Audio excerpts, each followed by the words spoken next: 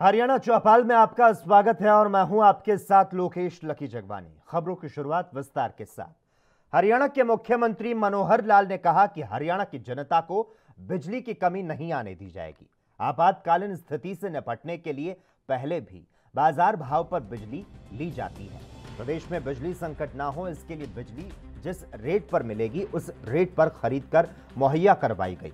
मुख्यमंत्री मनोहर लाल ने यह भी कहा कि खेल विभाग की तरफ से पूरे हरियाणा की मैपिंग करवाई जा रही है कि कहां-कहां स्टेडियम है और कहां स्टेडियम की जरूरत है।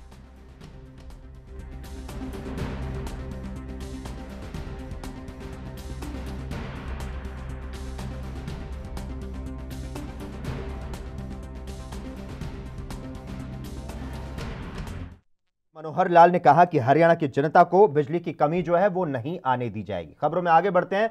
मुख्यमंत्री मनोहर लाल ने हरियाणा विधानसभा शीतकालीन सत्र के तीसरे दिन कहा कि नौकरियों में भ्रष्टाचार करने वालों को कतई बख्शा नहीं जाएगा। स्थगन प्रस्ताव पर लगभग 3 घंटे से ज्यादा चली चर्चा में अनेक सदस्यों ने भाग लिया। कांग्रेस और विपक्ष के कई सदस्यों ने बीच बीच में अपने भाषण में कहा कि मुख्यमंत्री मनोहर लाल तो ईमानदार हैं, लेकिन नीचे वाले कुछ लोग अधिकारियों के साथ मिलकर गड़बड़ कर रहे हैं, इनको बख्शा नहीं जाना चाहिए।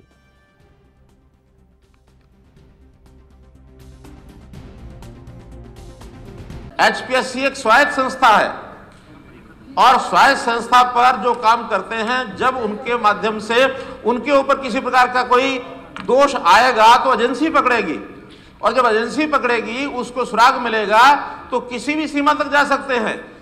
हमको ये पता कि एक उप सचिव ने एक गड़बड़ की है डिप्टी सेक्रेटरी ने, और डिप्टी सेक्रेटरी कोई गड़बड़ कर रहा हो, पकड़ा गया है। उस ट्रेल में अगर कहीं ऊपर जाता नजर आएगा तो निश्चित रूप से जिसके ऊपर भी उंगली उठेगी उसकी इन्वेस्टिगेशन भी की जाएगी, दोषी पकड़ा जाएगा, उसको सजा भी मिलेगी।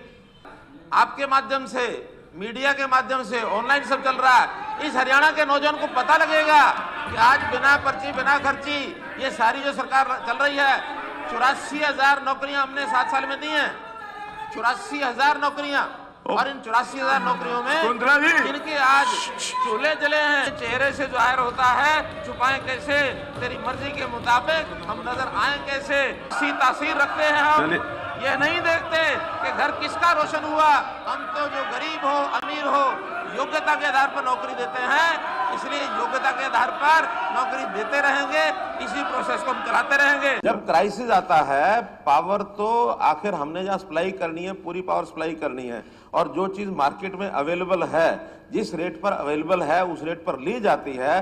क्योंकि हमारे पास अगर कोई कंस्ट्रेंट ऐसा आ गया जिसके कारण से अपनी प्रोडक्शन नहीं रही, जैसा बताया मंत्री जी ने कि पानी भर गया माइंस में, उस समय कोयला कम हो गया और कोयला नहीं आ पाया, कोई प्लांट भी बंद है, बाकी हमारी और जो सप्लाई है, चाहे वो थर्मल की है चाहे वो हाइड्रो की है, वो उसमें कंप्लीट पूरी नहीं हो पा रही है। तो सप्लाई पूरा करने के लिए बाजार में उपलब्ध बिजली 24 घंटे मिलती है, जिस रेट से मिलेगी उस रेट से मिलके हरियाणा की जनता को जरूर बिजली देंगे। स्पोर्ट्स डिपार्टमेंट की ओर से एक मैपिंग कराई जा रही है कि पहले वाले जितने भी ऐसे स्टेडियम बने हुए हैं वो, और नए कहाँ का बनाने चाहिए, क्योंकि ऑन डिमांड स्टेडियम बनाने का अर्थ इसलिए नहीं है कि स्टेडियम तो बन जाते हैं, बाद में उनका रखरखाव हम देखते हैं। पहले सैकड़ों स्टेडियम बने हुए हैं, और बल्कि इस बार पहली बार हमने पिछले 5 साल में 12.5 करोड़ रुपया उन स्टेडियम्स के मुरम्मत पर, उनके रखरखाव पर लगाया है। इस बजट को हम और बढ़ाएंगे, लेकिन नए स्टेडियम वहीं बनेंगे जहां आसपास स्टेडियम नहीं है। मैपिंग कराई जा रही है, उस मैपिंग में अगर आपके स्थान, अगर आपके पास जमीन है और आपका स्थान उचित बैठेगा।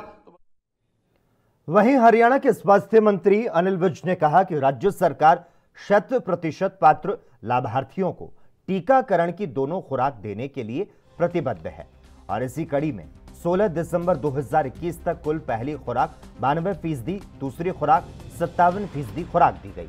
विज आज हरियाणा विधानसभा में चल रहे शीतकालीन सत्र के दौरान लगाए गए प्रश्न का उत्तर दे रहे थे। उन्होंने कहा कि कोविड-19 महामारी के लिए 2 टीकों कोविशील्ड और कोवैक्सीन को आपातकालीन उपयोग के लिए मंजूरी दी गई। कोविड टीकाकरण कार्यक्रम एक राष्ट्रीय कार्यक्रम है जो कि लाभार्थियों को नोवेल कोरोना वायरस से सुरक्षा प्रदान करता है। भारत सरकार के दिशा निर्देशों के मुताबिक नोवेल कोरोना वायरस से जनता की सुरक्षा के लिए यह कार्यक्रम लागू किया जा रहा है।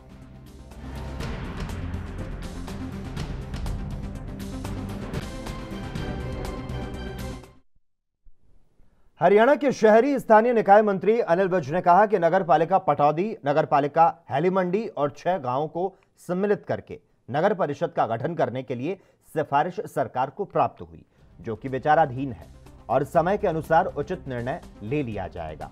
विज आज यहां पर हरियाणा विधानसभा में चल रहे शीतकालीन सत्र के दौरान लगाए गए प्रश्न का उत्तर दे रहे थे। उन्होंने कहा कि किसी भी स्थान का नाम बदलने के लिए वहां की नगर पालिका और नगर परिषद द्वारा प्रस्ताव दिया जाता है और उसके बाद सरकार नाम बदलने पर विचार करती है।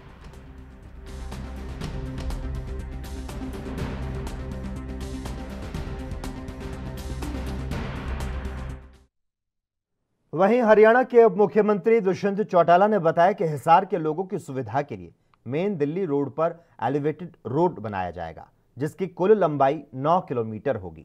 इसको सेक्टर 14 को पार करके डाउन टर्न किया जाएगा। इस एलिवेटेड रोड पर शहर के मुख्य जंक्शनों पर 5-6 एंट्री एग्जिट पॉइंट बनाए जाएंगे। इसमें मुख्य सड़क, तोशाम रोड, राजगढ़ रोड को भी कनेक्ट करने की योजना शामिल है। डिप्टी सीएम ने विधानसभा की शीतकालीन सत्र के दौरान सदन के एक सदस्य द्वारा पूछे गए प्रश्न के उत्तर में किसानों को लेकर जवाब दिया।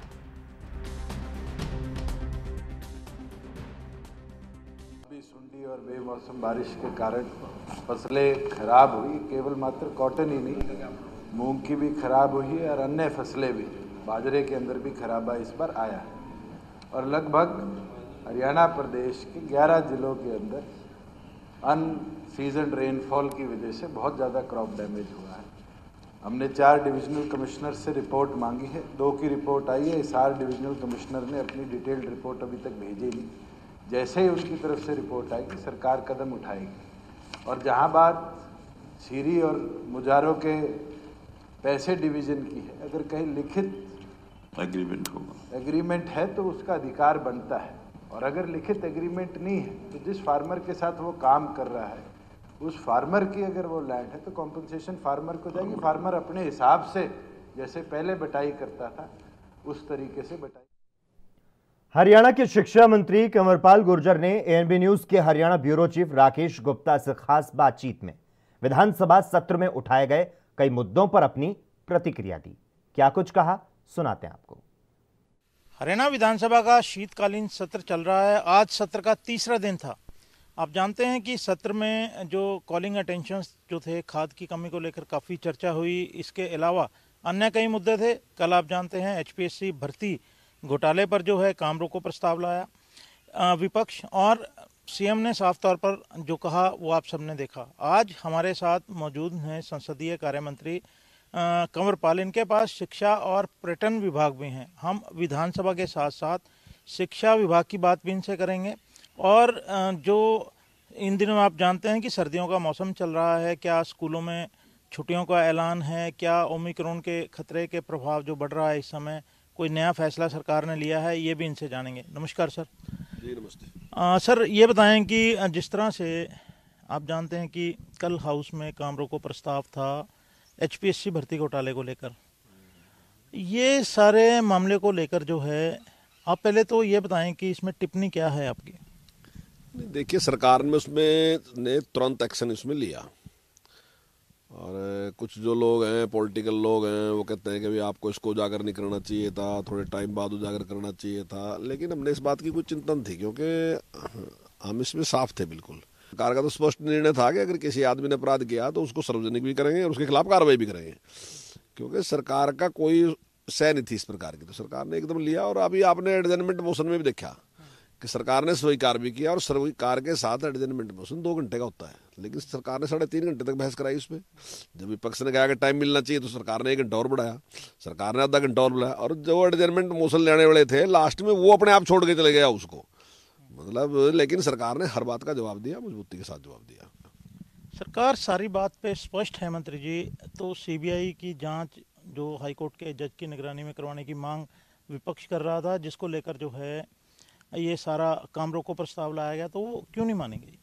नहीं, देखिए, हर बात के लिए आप ये कहेंगे कि सीबीआई से जांच होनी चाहिए, सुप्रीम कोर्ट के जज से जांच होनी चाहिए, हाई कोर्ट के जज से जांच होनी चाहिए, तो जो अपनी संस्थाएं हैं, एक तो उनका मॉरल भी डाउन होगा। कभी मन में आएगा कि हमारे ऊपर तो कोई विश्वास ही नहीं है किसी का। और ये सिस्टम भी ठीक नहीं है। पहले अपनी अगर हाँ हमारे पास उस प्रकार के संसाधन नहीं है, उस प्रकार की योग्यता नहीं है, तो उसके बारे में सोचेंगे। फिर अगर सीबीआई की जरूरत है तो देंगे सीबीआई को, अगर कोर्ट की उसमें देने की जरूरत है देंगे, पर जब निष्पक्षता के साथ अच्छी जांच कर रहे हैं। अब जैसे पेपर लीक हुआ था, पेपर लीक होने में इन्होंने कहा कि सीबीआई को जांच दे दो, कोर्ट से कराओ, ये कराओ, लेकिन जितने शॉर्ट पीरियड में हमारे अधिकारियों ने उसकी जांच कर ली, अरेस्ट कर लिया, उनको जेल में डाल दिया। मैं दावे के साथ कहता हूँ कि कहीं भी किसी भी अन्य संस्था को हम देते देर में हम कर नहीं सकते, क्योंकि हमें इस बात की दिक्कत है ना जी, उस दिक्कत को हम महसूस कर रहे हैं ना, हम अधिकारियों के ऊपर दबाव डाल रहे हैं कि जल्दी से जल्दी कार्रवाई करके दो। ऐसी चर्चाएं हैं क्योंकि स्कूल कम लगे हैं कि सर्दियों की बच्चों की छुट्टियां हैं जो सरकारी स्कूलों में, और दूसरे स्कूलों में शायद अब की दफ़ा नहीं की जा रही। देखिए पहले तो यही है कि अगर ठीक ठाक रहेगा सारा कि भाई फिर तो, क्योंकि बच्चे कम टाइम तक आए, हम सोचते हैं कि सिलेबस पूरा कराएं बच्चों का, लेकिन अगर सर्दी बहुत ज़्यादा होगी तो फिर उसके बारे में विचार कर लेंगे। शुक्रिया। तो ये हैं कंवरपाल, जिन्होंने पूरी जो भी विषय थे जिन पर हमने पूछा विस्तार से जानकारी दी। कैमरामैन रिजवान के साथ चंडीगढ़ से राकेश गुप्ता।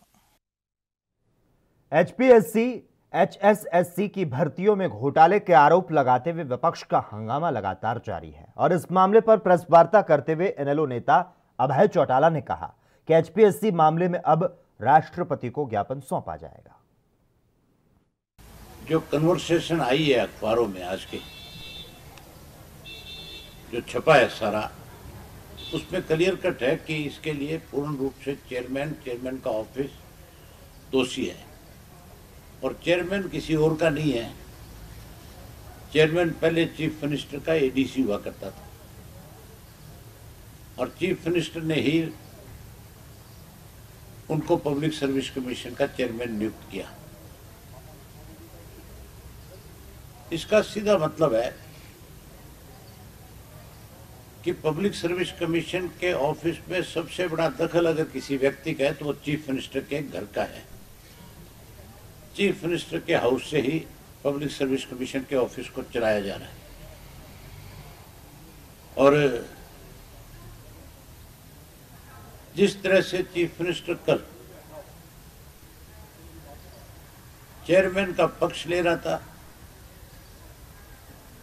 कहीं ना कहीं अपने आप को बचाने की कोशिश कर रहे थे।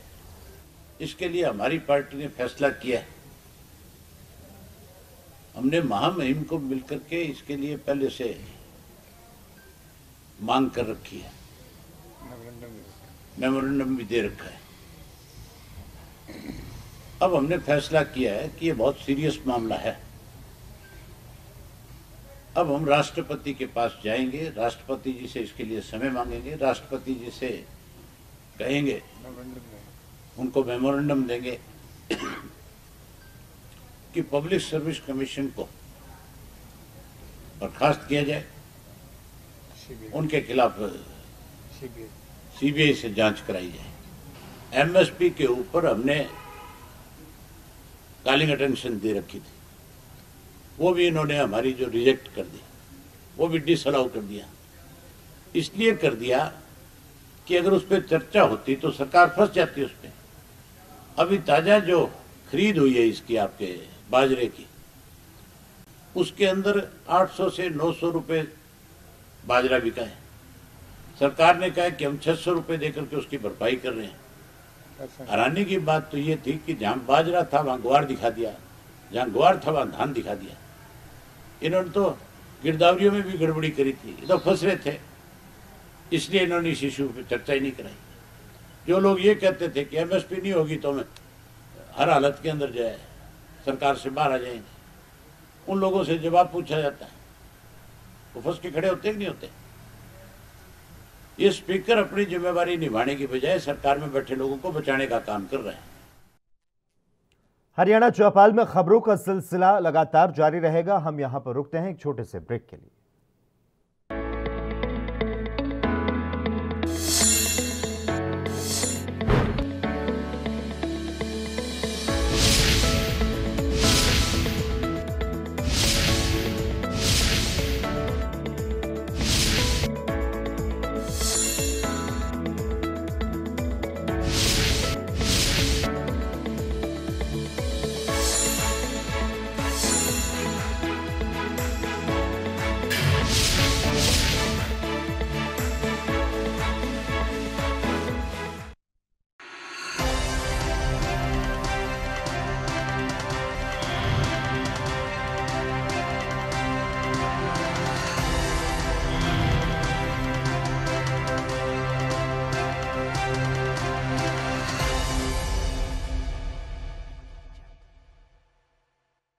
डॉक्टर बनकर मरीजों की सेवा करने का सपना देखने वाले विद्यार्थियों में तमाम विद्यार्थी आर्थिक रूप से कमजोर और मध्यम वर्गीय परिवारों से आते हैं।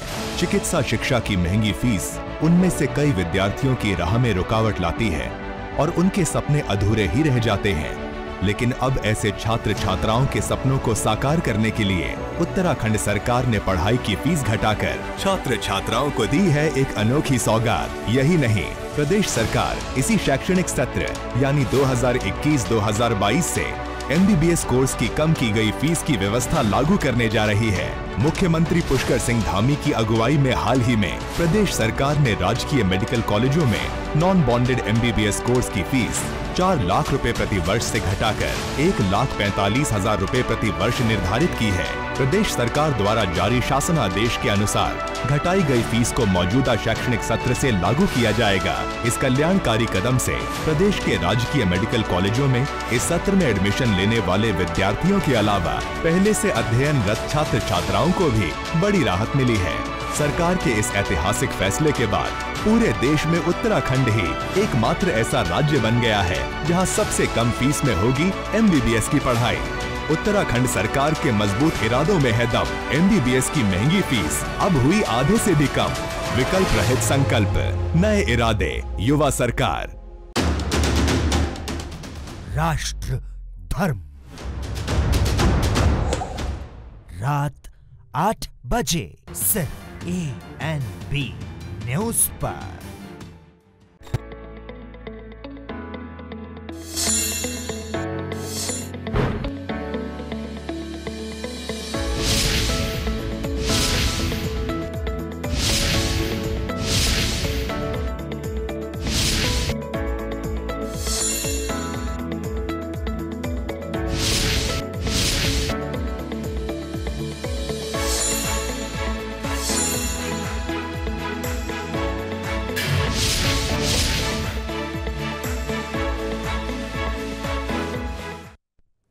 ब्रेक के बाद एक बार फिर से आपका स्वागत है।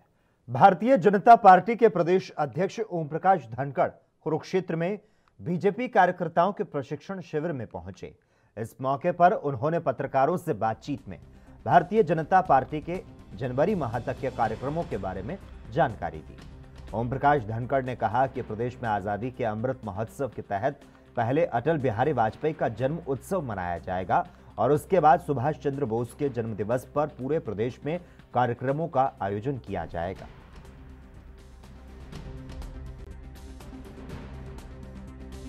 लोगों के प्रशिक्षण शिविर चले हुए हैं।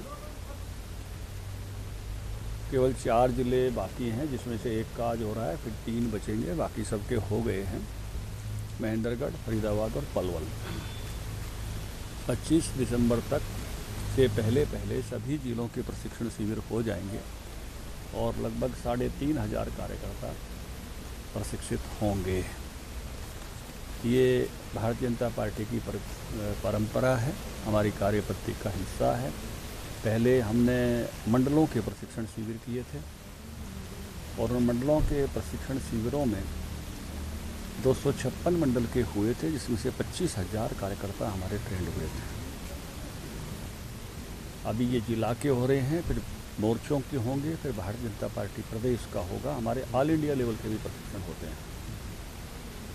अभी 25 दिसंबर को अटल बिहारी वाजपेयी जी का जन्मदिन है, जयंती है, और उसको हम गुड गवर्नेंस।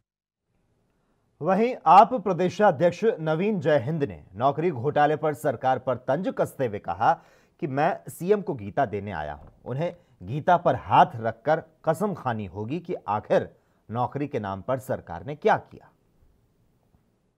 तीसरा दिन है और आम आदमी पार्टी के प्रदेशाध्यक्ष नवीन जयहिंद देखिए अटैची लेकर जो है विधानसभा पहुंचे। उनसे जानेंगे कि इसका क्या मकसद है। नवीन जी, ये बताएं कि आप आए हैं। मैं विधानसभा में ये कहने के लिए आया हूँ मुख्यमंत्री जी को कि गीता भी साथ में लेकर आया हूँ। अब विधानसभा चल रही है तो गीता पर हाथ रख के गीता वेट करने के लिए आया हूँ, और ये सूटकेस में नौकरी, ये सूटकेस वेट करने के लिए आया हूँ, और ये वेट इसलिए करने के लिए आया हूँ कि पूरे हरियाणा में चक्कर काट काट के ये बता दिया मुख्यमंत्री जी को कि भर्तियों के अंदर जो घोटाला गड़बड़ हो रही है उसको रोकने के लिए सरकार कुछ नहीं कर रही। अब तो चेयरमैन और उसकी चैट भी आ गई सामने, तो चेयरमैन का जो रोल है वो कोई बता नहीं रहा। तो भाई साहब हम तो यही तो कह रहे हैं, बेरोजगारों का रुपया खाने से अच्छा गोबर खा लो। तो भाई साहब इसमें गोबर भी है। केस में क्या है? सूटकेस में दिखाऊं, ये गोमूत्र है और ये गोबर है भाई साहब, और ये गीता देना आया हूं मैं, कुछ और कुछ थोड़ी देना आया हूं। बम थोड़ी है इसमें, गीता देना आया हूं। मुख्यमंत्री ने विधानसभा में मंत्री मुख्यमंत्री सारे एक बार गीता बात रख के कसम खावे भाई। इन्होंने ये कहा कि भाई हम तो गीता जयंती मना रहे हैं, तो मैं यही तो कह रहा हूँ। अरे भाई साहब लो कति शुद्धि है। ये क्या हुआ आपके प्रदर्शन का? ये क्या मतलब, क्या कहना चाहते हैं आप इस तरह से? अब भाई साहब कहना ये चाहते हैं 30 लाख नौजवान है बेरोजगार, उनका नॉर्मलाइजेशन के नाम पे शोषण है, सोशल इकोनॉमिक दायरा है उसके नाम पे शोषण है। तो हर जगह शोषण कर रहे हैं भाई साहब। तो हम तो मुख्यमंत्री जितने भी मंत्री हैं उनको यही तो कह रहे हैं, अग भाई गीता बात रख के कसम खा लो, बताओ उसमें क्या हमने गलत कह दिया? आपको अनुमति है विधानसभा जाने की? अरे भाई साहब एकला हूं मैं, कोई मैं दूसरा आदमी भी कौन है? पे सूटकेस में गोमूत्र और गोबर के उपले लेकर आए हैं, साथ में उनके हाथ में गीता भी थी। उनका यह कहना था कि वे सभी मंत्रियों से कहेंगे कि शपथ खाएं, क्योंकि आप जानते हैं इन दिनों में एचपीएससी भर्ती घोटाले की जांच को लेकर जहां विधानसभा के अंदर शोर शराबा है, वो सड़कों पर भी इस तरह का शोर शराबा है। ये आम आदमी पार्टी के प्रदेशाध्यक्ष नवीन जयंत एक अलग तरीके से विरोध जता रहे हैं।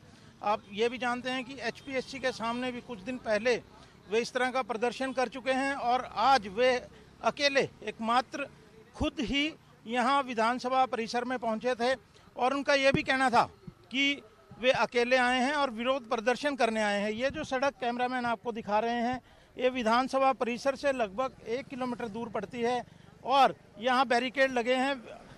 इतनी पुलिस व्यवस्था के बावजूद नवीन जो हैं यहाँ तक पहुँच गए, और यहाँ आने पर जब वे मीडिया से बात करने लगे तो इस बात का खुलासा हुआ। मैं कैमरामैन से कहूँगा कि पीछे दिखाएं कि कितना डिस्टेंस पड़ता है। ये जो चौक आप सामने देख रहे हैं ये हाईकोर्ट चौक है, यहाँ से लेफ्ट जब जाएंगे तो विधानसभा आता है। तो बहरहाल नवीन जयहिंद को पुलिस ने हिरासत में ले लिया है, और जिस तरह से आप जानते हैं, जैसे मैंने पहले बताया कि एचपीएससी कार्यालय के समक्ष भी प्रदर्शन कर चुके हैं। एएनबी न्यूज़ के लिए कैमरामैन रिजवान के साथ राकेश गुप्ता। और इसी के साथ ही हरियाणा चौपाल में बस इतना ही। देश और दुनिया के तमाम अहम खबरों के लिए लगातार आप देखते रहिए एएनबी न्यूज़।